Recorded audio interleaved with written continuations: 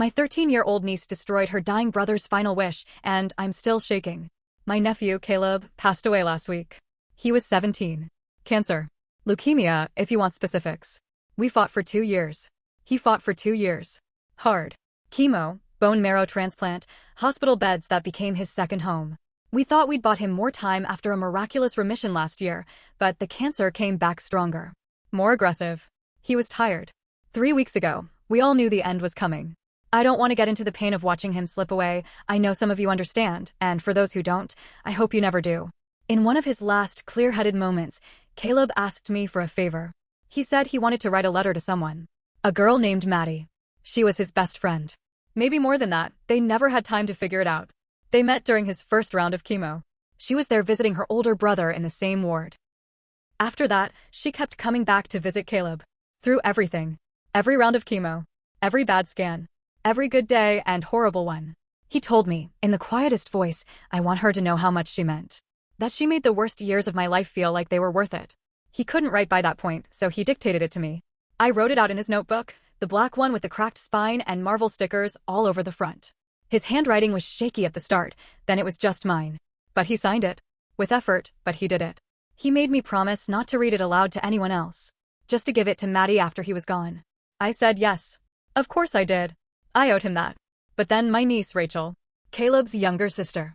13, going on 30, as they say. She's always been complicated. Smart, fiery, extremely opinionated. She and Caleb were close once, when they were little. Then something shifted. I think it was when all the attention started going toward Caleb's illness. Therapy didn't help much. She got angrier and more withdrawn the sicker he got. I don't know when exactly she found the letter. I kept it in a drawer in my study, tucked under some legal papers, waiting for the funeral to pass before I reached out to Maddie. Yesterday, I opened the drawer and it was gone. After a lot of denial and chaos, Rachel admitted she found it. Read it. Tore it into pieces. She destroyed it. Her reason? It was pathetic. He was always so dramatic. He should have just told her when he was alive. I screamed at her. I'm not proud of that. I've never yelled at her like that before, but I was livid. I'm still shaking. I think I scared her. She ran to her room and locked the door. My sister, Rachel, and Caleb's mom tried to calm things down, but even she was horrified. She had no idea Rachel even knew about the letter. We couldn't find all the pieces. Some were flushed. Some burned. My sister found charred scraps in the fire pit out back this morning. I don't know what to do. I failed Caleb. I promised him I'd get that letter to Maddie. Now it's gone, and she'll never know. And the worst part? Rachel doesn't seem sorry. I can't sleep. I can't eat. And I don't know if I'll ever be able to look at my niece the same way again. It's been 4 days since I found out Rachel destroyed Caleb's letter. The house has been different. Quieter, but tense. Like everything is about to snap at any second. Rachel hasn't said a word to me since I yelled at her. I've heard her talking to her mom, and I think she's crying when she's alone. But still, no apology. Not a real one anyway. Just a half-hearted, whatever. It's not like she would have cared, thrown at her mother like it was nothing. I'm really trying to remind myself she's 13. That she's grieving too. That this isn't just about anger, but pain and confusion and guilt she doesn't know how to process. But it's hard to feel compassion when I see Caleb's empty room. When I think about Maddie still not knowing. When I remember the look in his eyes when he asked me to make sure she got that letter. I keep going over everything he said. I've been trying to reconstruct the letter from memory. I wrote down what I could remember of it, word for word, to the best of my ability. But I know it's not exactly what he said. And I don't feel like I have the right to rewrite his final words. That was his voice. His goodbye. I haven't seen Maddie since the funeral. She was there in the back row, holding a crumpled tissue and a photo of the two of them from last summer. I couldn't bring myself to talk to her then, it felt too raw. Now I feel like I've waited too long. But here's where things took a turn. This morning, my sister called me from her car, whispering. She had just dropped Rachel off at counseling. Yes, we're trying. She's seeing someone weekly.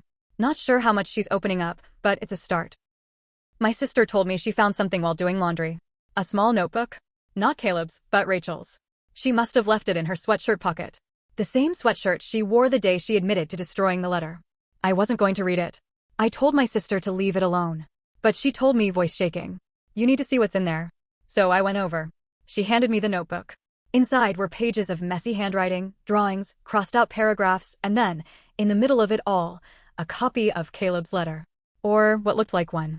In Rachel's handwriting. Word for word. Every line he dictated. Every pause. His name at the bottom, carefully forged in a shaky version of his signature. She had copied the letter. She must have written it down before she destroyed the original. I didn't know how to feel. I still don't. Did she regret what she did? Was she trying to preserve it in her own way? Or was it just guilt? Damage control? A weird way of controlling the narrative? I don't know. But I have it now. It's his words, even if they came through her pen. And now I have a choice to make. Do I give it to Maddie? Do I tell her the whole story? Do I rewrite it in Caleb's voice or hand it over as is? Part of me thinks Rachel wanted me to find it. Why else keep it at all?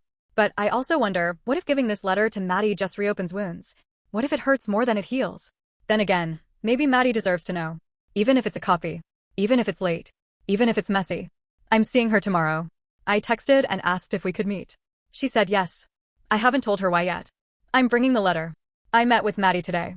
We went to a small cafe near her house. One she and Caleb used to go to during his better months. She picked it. I didn't realize until I got there that she probably knew exactly what this was about. She's smarter than most adults I know. When I arrived, she was already sitting at a table outside, earbuds in, hoodie up despite the heat. She looked so much older than 17 and so much younger at the same time. I had no idea how to start the conversation. I hadn't slept.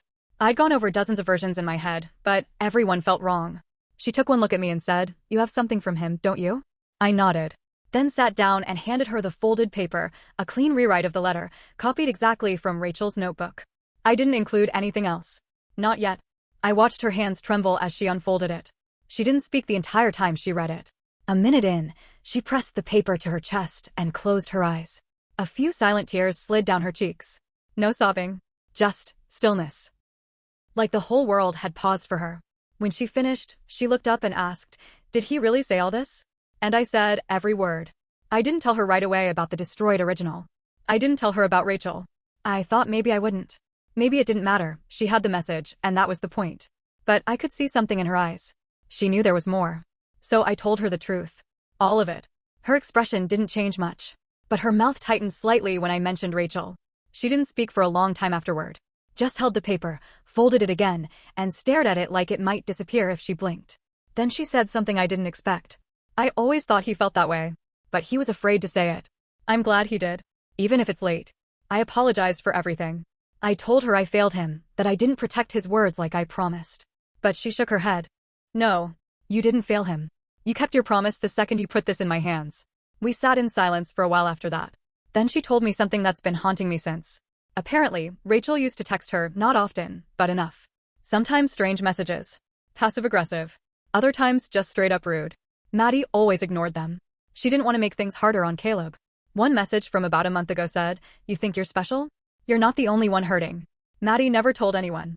She said it felt petty to bring it up when Caleb was going through so much. But now? Now it makes sense. Rachel didn't just destroy the letter out of impulse. This was something building for a long time. Jealousy. Resentment. Grief twisted into cruelty. And yet, she still copied the letter down. Saved it. Hid it in her own notebook. I keep going back to that. Maddie did too. She said something that stopped me cold. That's not something a monster does.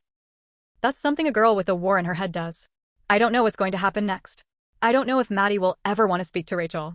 I don't expect forgiveness. But I do know this. Caleb's message made it. His final words reached the one person he needed them to. Maybe not how he intended, but still, they made it.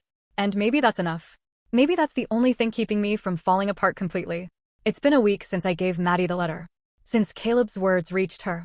Since I finally exhaled. I've been quieter. Still grieving, obviously, nothing about this feels healed or easy, but I can finally think about Caleb without that deep sense of unfinished business clawing at my chest. But this post isn't about Maddie. Or Caleb. It's about Rachel.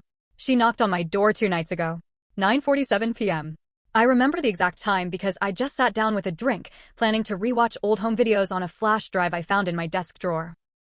I wasn't expecting her.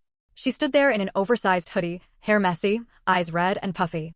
She didn't say anything at first. Just stood there, hugging herself, like she was waiting to be turned away. I stepped aside and let her in. We sat on the couch in silence for what felt like 10 minutes. Then she said, "You hate me, don't you?" I didn't know how to answer that. Not because I do hate her, I don't. But because the pain I've been carrying has been so tangled up with her actions that I honestly haven't sorted it all out. So I told her the truth. I don't hate you. But I hated what you did.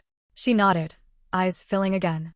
Then she reached into her pocket and pulled out a small folded paper. Same size as the one I gave Maddie. It was the original letter. Or rather, what was left of it. Just the first half. Torn down the middle. Fragile and crinkled, but legible. I lied, she whispered.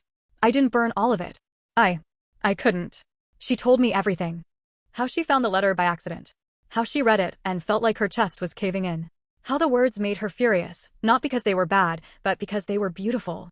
Because her brother, the one she used to build Lego cities with, the one who told her ghost stories under the blanket fort, had saved something so deep and honest for someone else.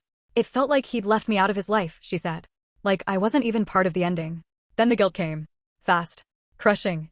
That's when she tore it. That's when she flushed and burned pieces. But she couldn't let go of the whole thing. So she rewrote it. From memory. Not because she planned to give it back, but because she had to keep it. I wanted to believe he still loved me too, she said, barely audible. Even if I was awful. I broke down then.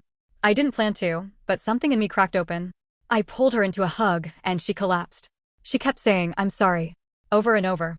And I believed her.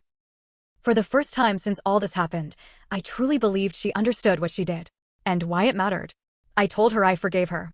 Not because she earned it. But because forgiveness isn't always about deserving, sometimes it's about surviving. About deciding not to let grief rot the rest of what you have left. We sat together for a long time. Then I told her something I hadn't told anyone yet. Maddie wants to meet with her. She didn't say when. Didn't even promise it would happen. But she said if Rachel ever wants to talk, I'll listen. Rachel nodded. Quietly. Didn't say yes. Didn't say no. Just folded the torn half of the letter again, gently, and slipped it back into her pocket. She left shortly after. Before she walked out, she turned and said, I hope you tell people he was kind. I hope that's the part that stays. And that's why I'm writing this final update. Because he was kind. Caleb was thoughtful, gentle, funny in a dry, quiet way. He loved science fiction and pancakes and bad horror movies. He always shared his fries. Always held the door. He told his mom he loved her every night, even when he was in too much pain to speak above a whisper. And in the end, even through all the suffering, he wanted to make sure the people he loved knew it. That includes Maddie. That includes Rachel. And maybe, somehow, that includes the rest of us. Thank you for reading. For helping me process. For holding space for a stranger and his heartbreak. Please, if you're holding on to something unsaid, say it. Before it's too late. Before someone else has to carry your words for you. Goodbye, Caleb. You made the world better. If this story kept you hooked, give it a like, share your thoughts below, and subscribe for more.